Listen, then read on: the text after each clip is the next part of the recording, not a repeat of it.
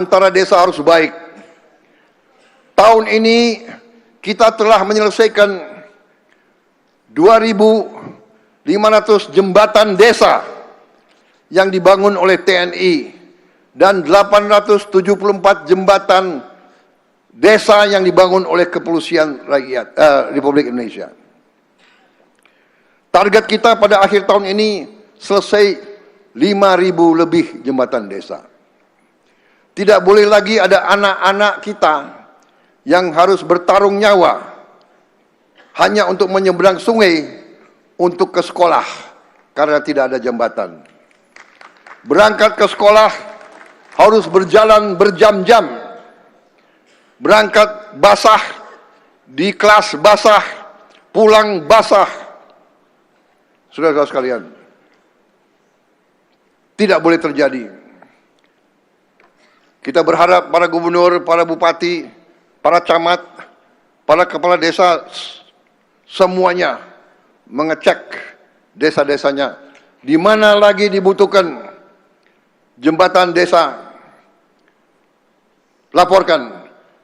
Kalau gubernur, bupati, kepala desa tidak bisa mengatasi, pemerintah pusat akan turun dan mengatasi. Kita tidak akan membiarkan rakyat kita terlantar.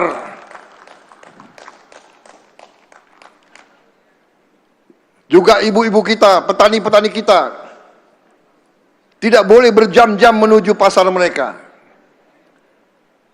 Kita mencari dan membangun juga titik-titik air bersih untuk desa-desa kita. Banyak rakyat kita yang tidak punya akses kepada air bersih. Mereka harus berjalan dengan susah payah berkilo-kilo hanya untuk mengambil 1 atau 2 jerigen air bersih. Untuk minum, untuk mandi, untuk wudu. Belum lagi air untuk ternak mereka, air untuk tanaman mereka. Tahun ini di 8 bulan pertama tahun 2026 kita sudah membangun 3.000 titik air desa yang dibangun oleh TNI. Terima kasih TNI. Tadi saya sudah singgung, kita membangun koperasi desa dan kelurahan Merah Putih sebagai pusat ekonomi rakyat. Tadi saya singgung, per hari ini sudah 10.000 koperasi telah beroperasi. Dari 10.000, 3.300 koperasi telah beroperasi secara optimal. Sisanya masih menghadapi masa penyesuaian. Operasional optimal artinya semua sarana sudah ada. Listrik, air, dan semua berjalan. Stok bisa dimonitor oleh sistem digital terpusat. Koperasi sudah bisa menjadi off-taker. Koperasi jadi pembeli hasil pertanian dan perikanan setempat. Koperasi sudah punya angkutannya sendiri. Ini juga saya kira pertama kali dalam sejarah Republik Indonesia bahwa koperasi diorganisir, dibantu, dan dilengkapi dengan angkutannya sendiri. Tidak ada lagi nanti panen yang rusak karena tidak ada yang mau beli, karena tidak ada truk yang bisa mengambil panen tersebut. Mangga yang rusak, rambutan yang rusak, tomat yang rusak, wortel yang rusak. Insya Allah ini bisa kita bantu rakyat kita secara optimal. Target kita 30.000 koperasi beroperasi secara optimal pada akhir 2026. Ini target. Kita cantumkan target kita tinggi. Kita ingat kata-kata Bung Karno, gantungkan cita-citamu setinggi langit. Kalau kau tidak berhasil, minimal kau jatuh di antara bintang-bintang, saudara-saudara. Target harus tinggi. Bekerja keras. Insya Allah sampai. Kalau saya taruh target 12.000, nanti sampainya 11.000. Kalau nanti 30.000 sampainya 29.000, ini prestasi. Saudara-saudara, kekuatan ekonomi saya sebut ada di UMKM. Kita juga telah mengatur pembagian hasil yang lebih adil bagi pengemudi ojek online dan aplikator. Tadinya pengemudi ojol hanya dapat 80% dari upaya kerja mereka. Karena aplikator minta 20%. Tapi dengan rekomendasi pemerintah, saya nggak mau sebut intervensi, saya pakai istilah rekomendasi. Tapi sebetulnya ya agak intervensi juga. Para pengemudi sekarang mendapatkan 92% dari jerih payah mereka.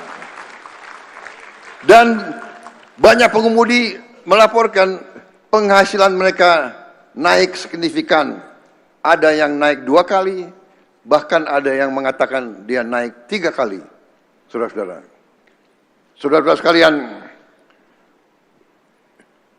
kita juga menggerakkan ekonomi hijau.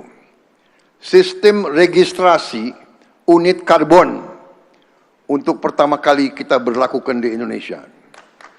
Dan bursa nilai ekonomi karbon telah kita dirikan dan telah berjalan dengan mengadopsi standar karbon dunia. Hutan yang kita jaga, hutan lindung, semua hutan artinya emisi karbon kita kurangi. Dan untuk itu, bangsa-bangsa yang keluarkan emisi yang besar, dia bersedia bayar kita. Inilah saudara-saudara, ekonomi hijau harus memberi manfaat kepada rakyat kita. Kita bangun, tapi harus menciptakan nilai tambah bagi rakyat kita. Saudara-saudara sekalian, pembangunan yang paling menentukan masa depan adalah pembangunan manusia. Kita memulai dari hal yang paling dasar, yaitu gizi. Tidak boleh ada anak-anak kita belajar dalam keadaan lapar. Tidak ada anak yang dapat belajar dengan baik apabila ia lapar. Mungkin sebagian di antara kita tidak akan pernah melihat atau merasakan anak-anak yang tidak makan pada pagi hari. Tapi itulah kenyataan yang kita hadapi dan kita laksanakan program MBG ini untuk mengatasi itu. Untuk mengatasi stunting yang masih dialami oleh anak-anak kita di beberapa tempat setinggi 25% anak-anak kita. 1 dari 4 anak Indonesia ada yang mengalami stunting. Sel otak tidak berkembang dengan baik. Sel otot tidak berkembang dengan baik. Sel tulang tidak berkembang dengan baik. Saudara-saudara sekalian, untuk jadi buruh pelabuhan saja, ia mungkin tidak akan sanggup. Untuk jadi petani, buruh tani saja, mungkin dia juga tidak akan sanggup. Kita tidak boleh menerima 1 dari 4 anak Indonesia mengalami stunting. Kita tidak boleh menerima itu.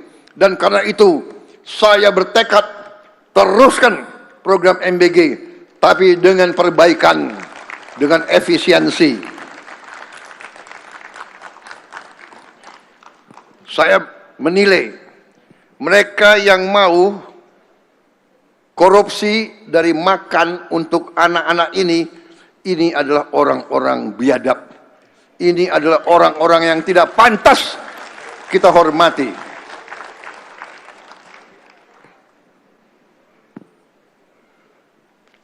Menurut saya ini sudah sama sekali tidak ada nilai kemanusiaan.